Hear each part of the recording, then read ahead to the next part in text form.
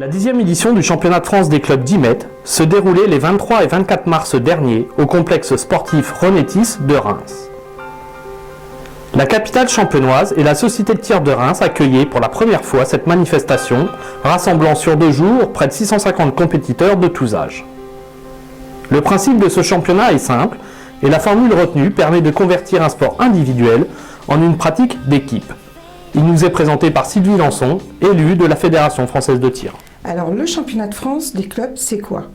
2 disciplines à 10 mètres, le pistolet et la carabine.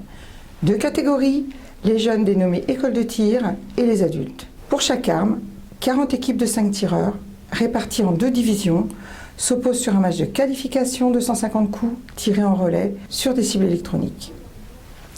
À l'issue de cette étape, les 8 meilleures équipes de chaque division accèdent à la phase finale, où une succession de matchs par élimination directe les attend. La formule évolue alors vers les duels en man-to-man sur un plan gagnant, jusqu'à consacrer le club champion de France. Pour encadrer cette compétition, 10 arbitres nationaux sont mobilisés sur 4 jours. Leur mission, contrôler les armes, le poids de la détente, les organes de visée et les canons. Vérifier la conformité des tenues, notamment la rigidité des vestes et des pantalons pour les carabiniers. Et puis surtout, c'est quoi le rôle d'un arbitre? C'est arbitrer un match, mais celui-ci, il est particulier, il est spécifique. D'habitude, ils arbitrent des matchs individuels et cette fois-ci, c'est par équipe. Les tireurs qui quittent le pas de tir et passent la main à leurs collègues de club. Et là, c'est pas évident, même avec de l'expérience.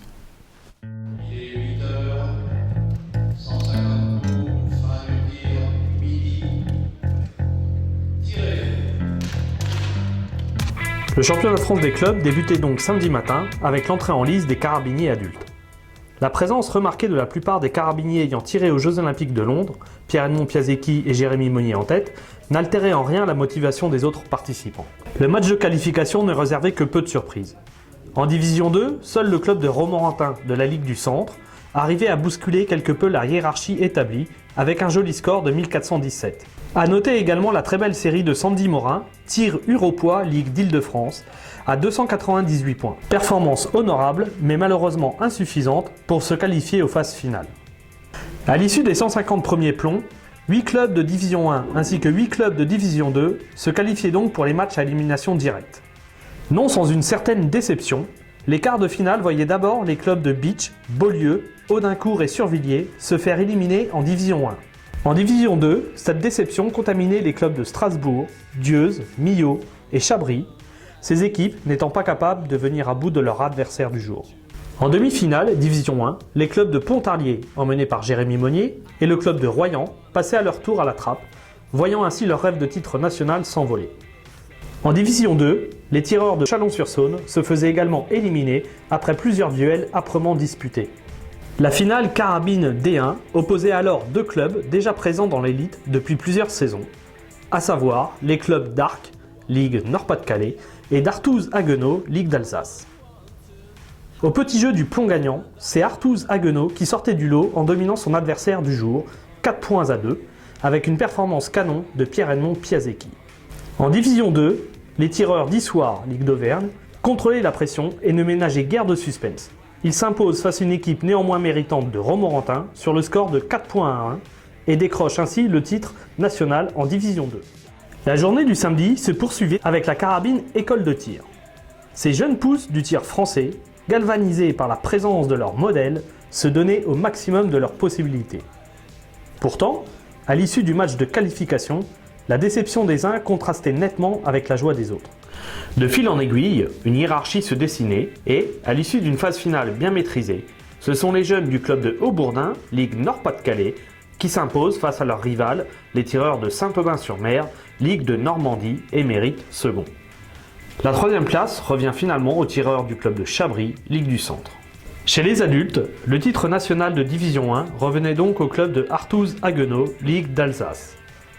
Le podium était complété à la 2e place par le club de l'Amicale Laïque d'Arc, Ligue Nord-Pas-de-Calais. Ce sont les tireurs de la Société de tir de Pontarlier, Ligue de Franche-Comté, qui montaient finalement sur la 3e marche de ce podium. Pierre-Edmond Piasecki, capitaine de Artouze-Haguenau, revient pour nous sur cette journée de tir et nous livre son analyse de la compétition. On gagne la coupe pour la deuxième année consécutive. Je suis fier de mes gars parce qu'on a 3 juniors dans l'équipe, donc c'est une équipe en devenir, mais c'est la deuxième fois consécutive qu'on gagne.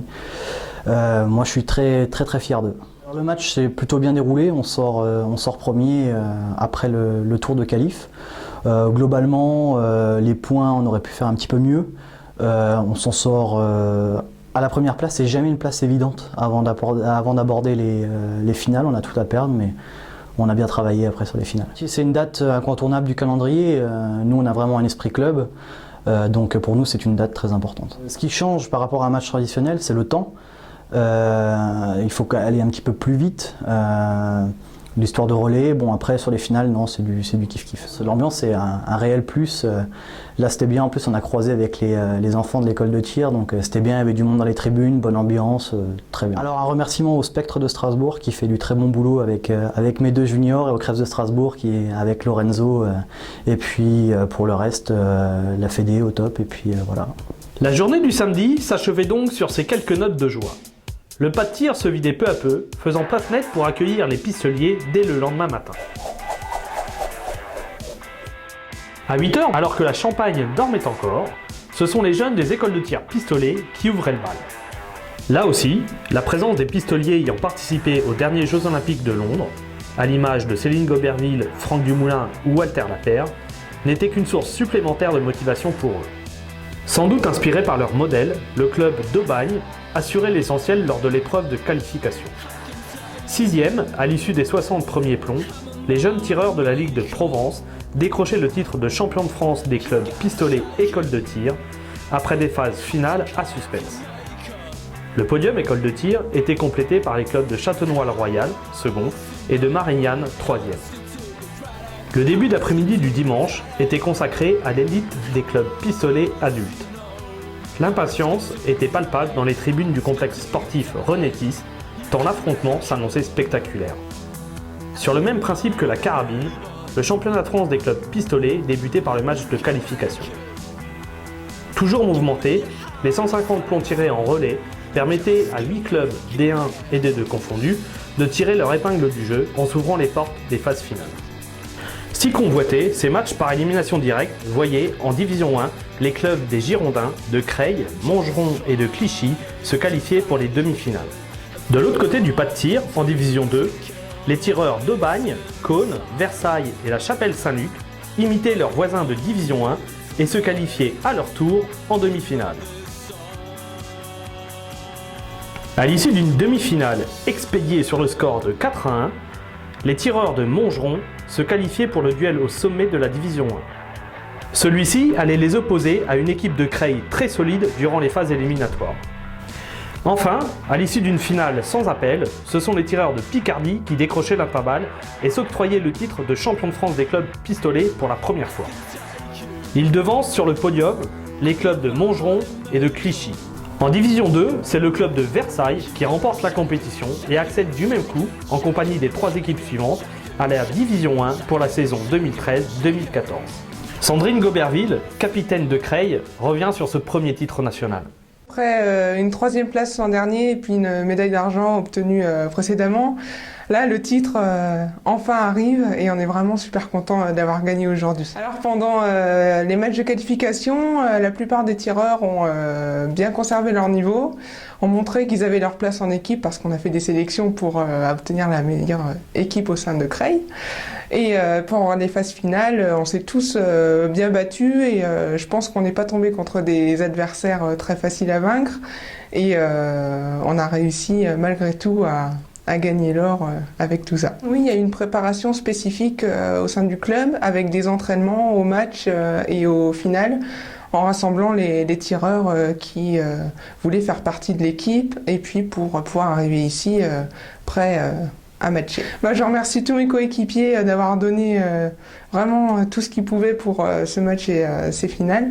Et puis surtout à mon entraîneur et papa pour nous avoir coachés et guidés vers l'or. Vous l'avez compris, ce cru champenois du championnat de France des clubs fut pétillant. 650 tireurs, entre 16 et 17 000 plombs tirés, des athlètes surmotivés, des jeunes admiratifs et un public comblé. Allez, c'est promis, on vous le remet au frais pour 2014.